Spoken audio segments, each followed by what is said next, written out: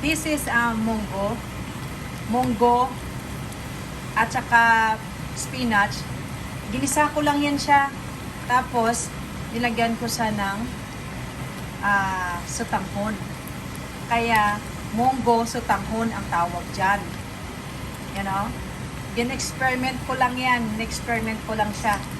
Pero, tawag nito, masarap siya. Promise. Nilagyan ko lang siya ng, ginisa ko lang siya, pero nilagyan ko siya ng clams. Ayan o.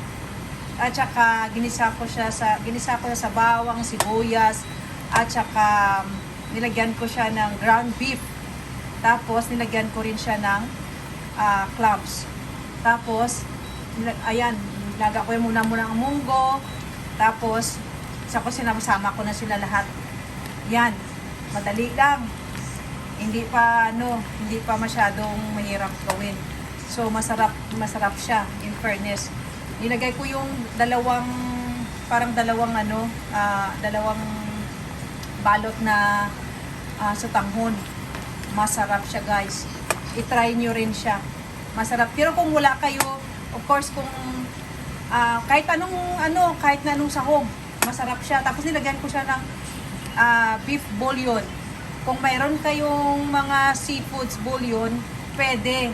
Mas masarap lalo. Nilagyan ko lang sa ng asin at saka paminta. Yan. Yummy, yummy, yummy-licious. Sige guys, kain na tayo. Ito, hopefully by God's grace, ang asawa ko kumain ito.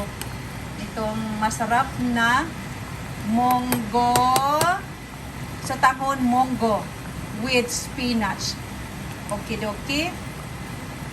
Yan, masarap. Kung ang kapitbahay namin sigurado gusto yan. Lahat ang binibigay ko doon, gustong gusto nila.